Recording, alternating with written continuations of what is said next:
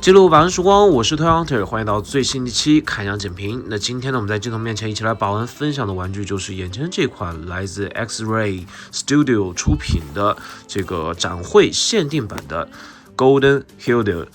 这个角色呢叫做金色希尔德，故事背景方面我其实不太了解，但是主要还是觉得她就是作为这个女性野蛮人型的这种女战士形象，在我的这个可动人偶里面还是非常少见的。背后有这样的剪影图，然后正面呢也是一个这个侧颜的这个剪影。头雕方面我看官图还是非常喜欢的，所以皮肤的整体的肤色也非常的健康。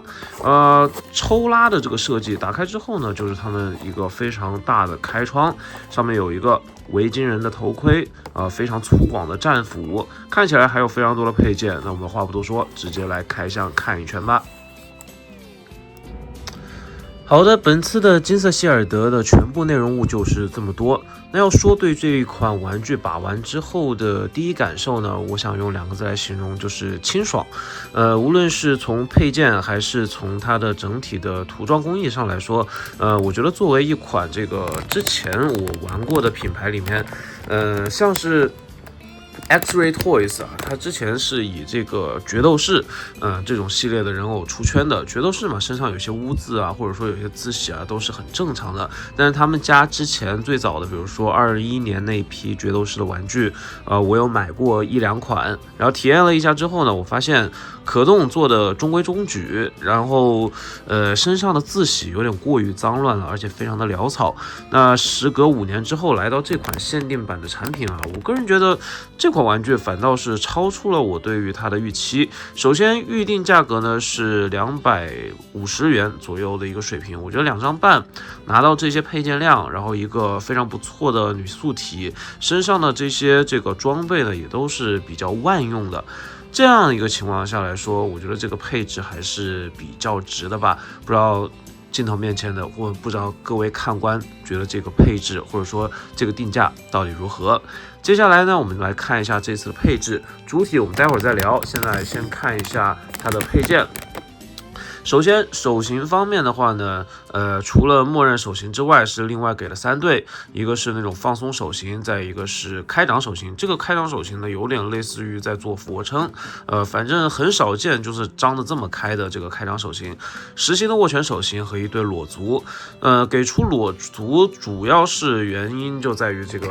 素体啊，这个素体身上你看，无论是它的项链，还有身上的一些装备闭环啊，这个大腿的绑带呀，以及这些腿甲的部分呢，全部都是可以拆卸，包括它的这个bikini， 就是上衣和这个短裤啊，都是可以拆卸的。但是你在拆卸的过程中，最好进行这个加热处理啊，以免就是防止损坏吧。剩下的这个配件我们简单来看一下。主武器部分呢，当然是中间 C 位的这一把双手战斧。这把战斧呢是非常有这种维京人的特点的，你可以看到上面的这个划痕以及一些铸造的这种痕迹，还有这种质感啊，非常的立体。我觉得用这个清爽2个字来形容这款玩具，主要是之前的这些，它之前出的决斗士啊，实在是有点就是涂装有点太敷衍，或者说太脏乱了。来到现在的这个款式呢，基本上所有你见到的这个细节都是用干扫的手法去进行的涂装，在原有模具的基础上，然后用这个干扫把这个立体感的层次去体现出来。我觉得这样的话呢，整体看起来就非常的规整。上面是有字洗的，但是做了非常的克制，就不会有那种很脏乱的感觉。斧子放在一边，然后它这边还有一把这个单手的这个小斧子，同样是用这个干扫去把这个亮银扫在这个基本上的这个塑料原色上面，整体的这个观感是非常立体的，还不错。剩下的武器呢，有一把这个配件，这把配件呢也是很中世纪的这种感觉，这个根部呢有一个环状的部分，然后这个绑带其实建模都还行，然后这边有一个剑鞘，算是软胶零件，但是我觉得它也没有说像那种老麦那种纯软胶啊，它是有一定的韧性，但是你完全把它掰弯的话肯定是会断的，所以说大家把玩的时候稍微仔细一点。插进去之后呢，其实是可以怼到底的，而且有一定的这个阻尼感。搭载方式呢，其实这边有一个小小的孔洞，我们直接把它看一下能不能一次性成功啊。因为呢，我这边其实主要还是把玩素体为主，这些装备呢，我就放在镜头面前跟大家一起去玩。这样的话，大家可以直观的体会到啊，这个玩具搭载起来方不方便。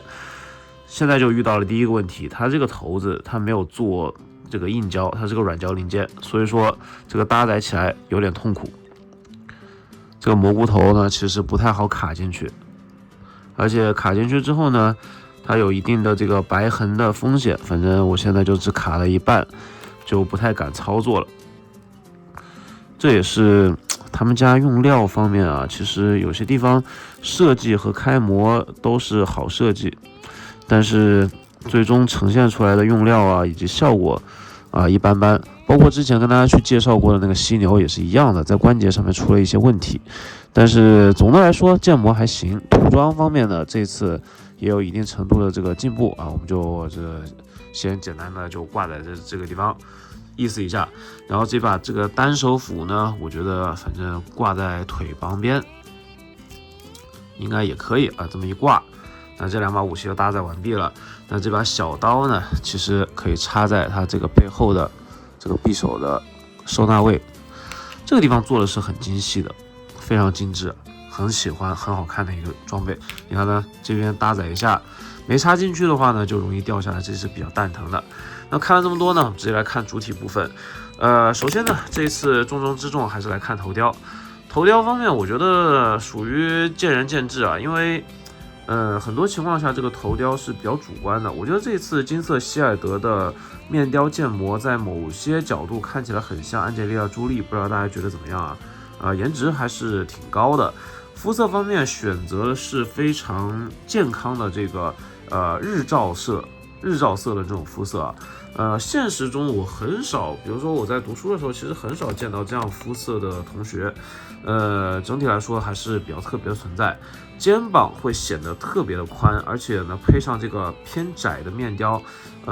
整个头部还有头肩比呢，就把这个角色的力量感展现出来了。顺带一提啊，这款角色从脚到头顶的这个身高是来到了16.5公分。怎么说呢，算是一般女性角色里面比较高大的存在了，因为她是一个女战士吧。这边呢我也准备了之前跟大家去分享过的这个挂卡系列的黑寡妇做一下横向的对比。相比起 Marvel Legends 常规的6寸人偶里面的女性人物，横向对比的话呢，基本上是要高出半个头之多的。那这一款玩具呢，也是唯一一个目前我手边的这个女性素体，就正常女性角色能跟这边狂怒工作室的这个女素体的身高去夯一夯的。当然它还是没有它高啊，但是整体的比例呢也算是比较适配的。所以说狂怒的这个女素体去改一个这种女战士，我觉得还是非常合适的。这边呢也算是给出了一个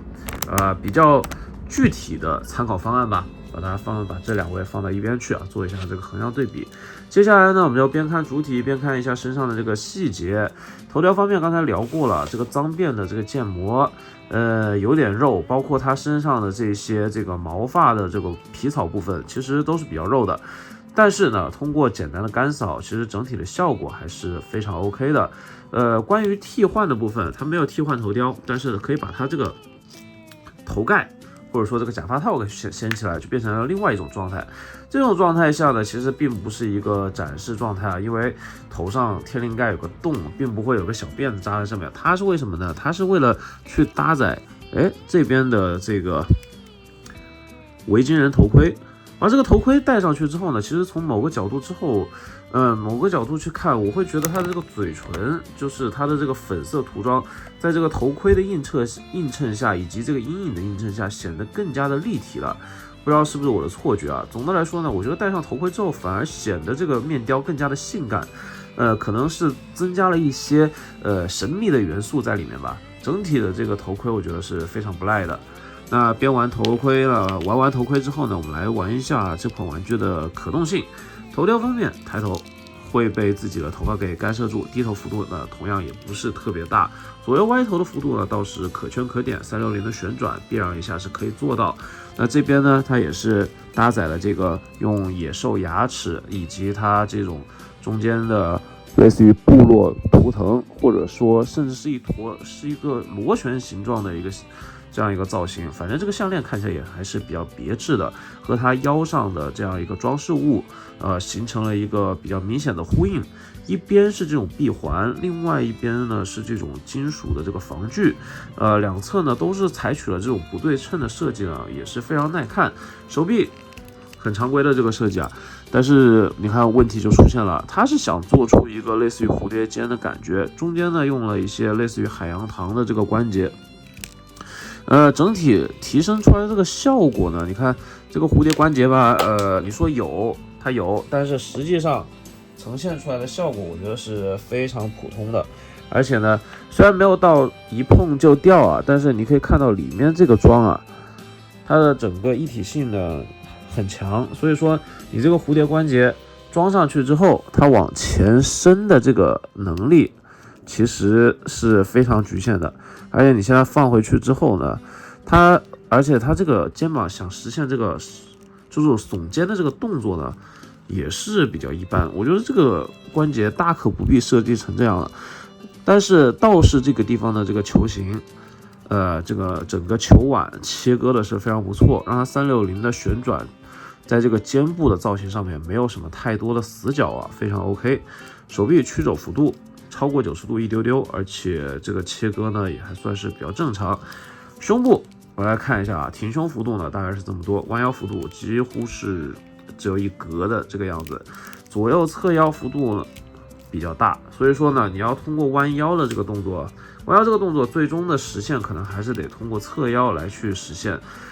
这点造型和这个设计逻辑跟孩之宝一般情况下的普通女性素体呢非常的接近。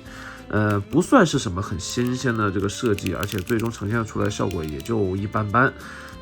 把玩的时候呢，还是得需要注意，它肯定是做了一定程度的避让的，但是刮漆啊，我觉得已经有点在所难免了。反正这个地方，如果你不做大开大合的动作，你可以看到它其实是一个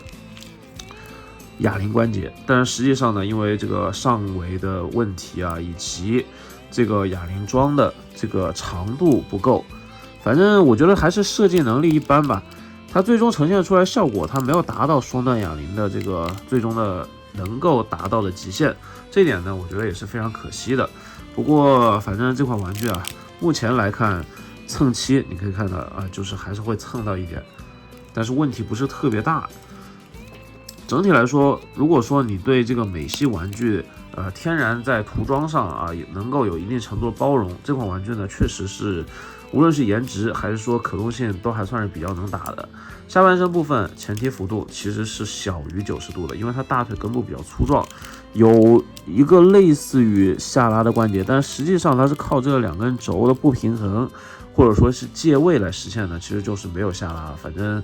能够做到一定程度的这个角度解锁，但是呢也就仅此而已。而且整体的关节调教虽然不算是紧，但是还算是比较润的这个程度。膝盖呢则是有点偏松，双段关节的这个屈膝无孔，但是呢整个连接方式呢还是非常传统的，2个桩插在这个前后，整个膝盖的过渡的呈现就是这个样子，还行吧。下面的部分脚踝左右接地会被它的这个挡板干涉到一点，前后的幅度倒是还挺大的，没有脚尖可动，可能是为了这个一体性的考量。总的来说呢，这款金色希尔德我盘了一圈啊，素体方面，10分满分的话呢，给个7.5分吧，反正。有一些是没有必要的分件和设计，尤其是肩膀的这个地方。同时呢，胸腰关节的可动性呢也非常有限。作为这个静态摆放以及摆一些战斗 pose 呢，我觉得是完全够用。但是呢，你想摆一些非常有张力的，比如说类似于女性狂战士的那种感觉，这款玩具呢还是需要一些拍摄技巧以及摆 pose 的这样一个技巧，并不算是一款。就是可以像就是高可动人偶那种爽掰的那种境界，它是做不到的。那最后呢，就是这款玩具它有这2款皮草，这2款皮草呢，一边是这个可以当做裙子了，而且都带有这个搭扣，但是呢，这个皮草部分呢，其实我个人并不是特别在意啊，在我心目中它就是一个搭子，或者说它就是个赠品的存在。但是既然就是反正都玩到这里了，我们就不妨把它搭载上去看一看。如果不扣这个扣子的话呢，它可能看起来呢也是比较不错的啊。你需要做的一件事情就是利用这个头发，把这个披风，对吧？把这个披风给压住，这样的话它这个造型也是比较完整的。狂野之中呢也带着一丝妩媚嘛，反正这个皮草呢给它带来一丝这个女性的柔美，整体来说呢观感是不错的。如果你再加上这个围裙，我们再花最后一点时间把它这个围裙给套上了。反正我其实不太喜欢这种就是质感一般的皮草配件，而且呢其实搭载方面我觉得也还比较麻烦吧。整体的观感反正大家意思一下也都明白。我觉得作为一款2张半的玩具呢，就是把这个玩点还有配件方面，这款玩具是吃的比较透了，而且我觉得基本上它提供的这个配件都用得上，没有什么太多的冗余的部分。好，这个皮草，我们把它装上去，然后另外一边需要去调整一下。这样看起来呢，观感就是这个样子，反正不算是特别帅气吧，但是甚至是有些臃肿，可能是我调整的不对啊。我相信呢，在不同的玩家手上呢，应该能够有不同的这个呈现。但是总的来说呢，这款金色希尔德在配件上有一说一，可以打到一个9分的高分了，基本上没有什么太多短板，而且身上这个装备也都是挺好玩的。那如果说就是你喜欢这种比较狂放的女战士形象，也可以入一只来体验一下。那今天把玩分享就到这边，我是推昂的，下期再见，不见不散，记得关注这个频道，拜了个拜。